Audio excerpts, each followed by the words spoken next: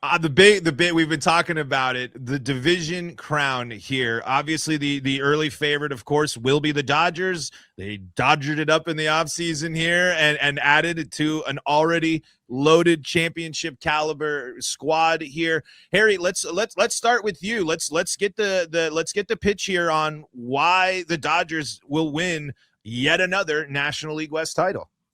Because when even they had a bad and terrible month of July and terrible month of August, which, by the way, I started hosting the show right after they were shut out and completely swept by the Astros, me being at the stadium one of those games. I live in Vegas, so I made the trip and they completely disappointed me. They were still able to just pick it back up in September. In October, they got Tyler Glasnow and Blake Snell back, and after needing guys like Justin Robleski out of nowhere to help him out, Jack Dry to help him out in the rotation, they go from having just guys that you never heard of to then having Shohei Ohtani, Blake Snell, Tyler Glasnow, Yoshinobu Yamamoto as part of a rotation that absolutely killed it in the postseason. A year after, they only had two real starters in the playoffs and still win it all by beating the Padres in the divisional round, by going over the Mets, by then taking over the Yankees. And then it's like, okay, now is it going to be harder? Well, they didn't have a bullpen and they still won it all. So it's like any hole that they have, they'll fill it up. And even it might not look as a 110 win team, because which teams in baseball actually go that far? They don't care about March, April, May, June. As long as by the time September, October rolls around, they're good. That's all they care about. Danon, you said it's the year of the Diamondbacks. So what's it wasn't a flashy offseason. What's got you high on the D-backs? The thing with the Diamondbacks that sets them apart is last season they had one of the best offenses in the entire major leagues. They have incredibly talented young players that they have control of, by the way, for the next nearly decade. Better part of the decade. And they have, with the 3 Silver Sluggers, with also making in the top 100, they have guys that were really, this last season, didn't quite get the hang of the major league environment, but we're killing it in AAA. Let me look like Jordan Lawler, for example, top prospect for the Diamondbacks for a long time, was killing it in the minors, came up into the majors, went like 0 for 40 in his first 40 at-bats. But in his last month, started to get the hang of things and has been crushing it in spring training, along with many of our other prospects that we'll be seeing major league time this season. And so our offense is looking to continue at the level that it's going.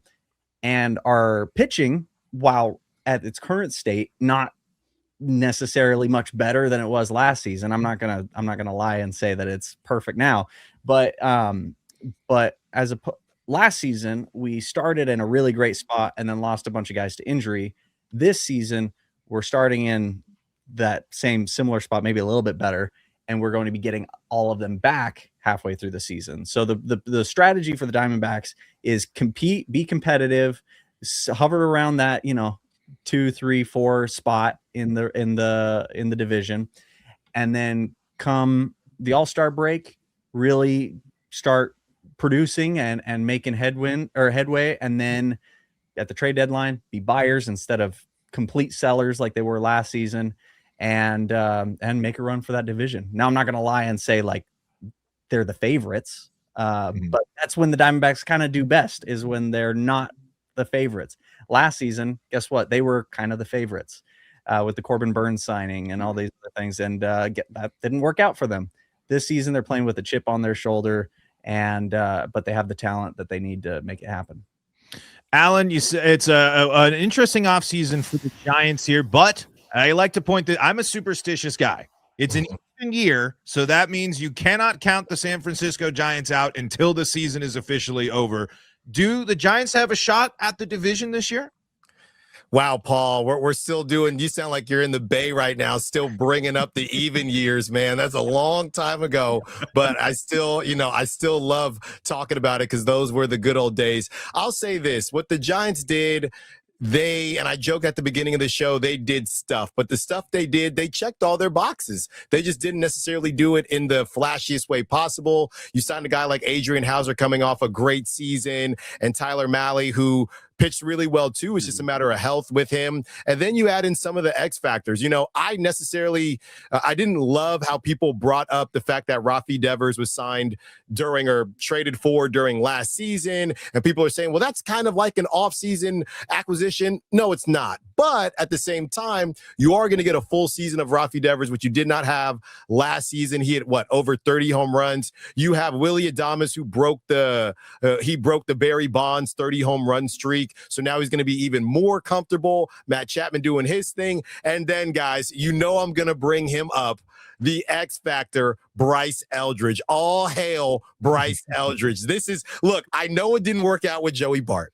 I know it didn't work out with Marco Luciano, but this is the guy. We finally have one, and I hope that he actually sticks. The pitching, that's what I'm most worried about. We know what Logan Webb is going to do. Robbie Ray actually worries me more than a lot of people, just because, you know, you're just trying to see what he's going to be at this stage in his career. And last but not least, the back end of that rotation with Landon Roop and the other guys that I talked about, that's going to be a question mark, and as well as the bullpen. You know, Randy Rodriguez goes down with Tommy John, so he's going to be out for the season. You bring in a couple other guys, so it's all about the bullpen to me, guys. I think the Giants are actually going to hit, which is bizarre to say. The problem, or I guess the solution, hopefully, is going to be what they're able to do on the mound. Yeah, I mean, luckily though, San Francisco helping out those pitchers from time to time. Javi, the one team that has been the big thorn in the side, the Diamondbacks have done it as well, but the team that we talked about, maybe one of the bigger rivals of the Dodgers, the Padres, and they certainly had an interesting offseason here. Do you like their chances at taking the NL West crown this year? It's really funny, like, there's like a little bit of a dissonance between the perspective on the Padres that I think a lot of people have, which is like the Slam Diego thing, right? And as Alan mentioned with the whole, you know, the even year thing was so long time ago, that the Slam Diego thing is kind of low key, with the exception of 2024, I think, has been gone for a while too. This is a Padres team that has a couple really big star players, and then they beat you with starting pitching that has a new guy break out every year. Last year was Nick Pivetta. The year before it was Dylan Cease. I know he was good before, but he had one of his best seasons with the Padres. And the year before that, it was Blake Snell having a Cy Young. Then they had Joe Musgrove, and then Michael Wacha and Seth Lugo randomly good. And the best bullpen probably in baseball, and probably still going to be the best bullpen in baseball, or at least one of the best units, especially with Mason Miller. So it's just that's just weird that kind of people view him that way, but they're really just more of like a run prevention team that has a couple of heroic moments and hopefully some clutch hitting that they have to work on. And this offseason, I think they did as best they could, considering that they don't really have a lot of a farm system left, which is something that is, you know, contested a lot among Padres fans and Major League Baseball fans as a whole, with AJ Preller being just the sicko that he is, you know, just trading prospects left and right. No regard for prospect life, this man. But he usually is very good at retooling the system. But for now, with a lot of their contracts, with some of their financial constraints, with the team being sold potentially imminently, not having the TV deal, all these different things, the passing, of course, of Peter Seidler, like I said, it's never been normal for the Padres. There's always something happening. They refuse to be a normal baseball team. And I think that in some ways it works in their favor. And they were able to bring back Michael King, probably just for this year. He's probably going to ball out, do what now Dodger Blake Snell did. You ball out for 1 year. He did it with San Francisco. Probably going to do that, go get paid elsewhere. And they still have Nick Pivetta. They have Joe Musgrove, who's like a 3.5 ERA guy when healthy, and one of the most consistent starters in baseball. And then some intriguing back-end options with Herman Marquez, Walker Buehler, Griffin Canning at some point in the season. And then, of course, you have the Randy Vasquez hype train, who has been balling out in spring training so far. So it's definitely a team that could probably be competitive. And as much as some sites, you know, like Fangraphs with their projections tend to not love the Padres, right? They tend to project them a lot lower than usual. But this is a team that's made the playoffs, you know, 3 out of the last 4 years, and they won 90 games consecutive years in a row for the first time in franchise history. So as much as it isn't as pretty as some other teams do it, they do find a way to be competitive, and I will continue to believe that they're, at least at the very minimum, going to be a competitive team until proven elsewise. Yep. And well, just to round it out, no, the Colorado Rockies will not be winning the National League West in 2026. It'll probably be a while before they do that. However, I do think this is going to be a better team. I think if you are looking at this from the outside perspective, you're probably sitting there, you're looking at projections, you're looking at the Rockies roster, and you're saying, did they really do anything? Did they add things? And arguably, yes, the names they added to the rotation statistically better than the options that the Rockies had last year, and are a veteran presence that the Rockies haven't had in their rotation for a long time. They also have, I think, a guy that got snubbed off of our Locked On Top 100. I think the Rockies have one of the best catchers in the National League in Hunter Goodman, if he's able to replicate and do what he did last year, Silver Slugger and an All-Star. Plus, if the Rockies get healthy seasons from Brenton Doyle, their center fielder, and Ezekiel Tovar, I think those are guys that can play all-star caliber baseball. However, the Rockies are far from it, in the running for the title there at the division, but hopefully going to be a more competitive team here in 2026. Before we move on, is anyone not picking the Dodgers officially to win the division? Dane, I know you had it. You're officially saying no to the Dodgers, because I myself am saying Dodgers take the division. All I'm going to say is that the last team to beat the Dodgers in the playoffs were the Arizona Diamondbacks, and I don't want to be throwing, I don't want to be throwing stones because I have quite the glass house, but it was a pretty humiliating sweep. So, I mean, and of course the Dodgers had plenty of humiliating sweeps of the Diamondbacks too. So, don't throw the stone right back, but I'll do that myself. But I think that's going to happen this season, but it's going to be the division. Yeah. Anybody else not taking the Dodgers? Bold claim. I am agreeing fully with Harry on this. Very low key, the Dodgers have not played to their maximum potential the past 2 years.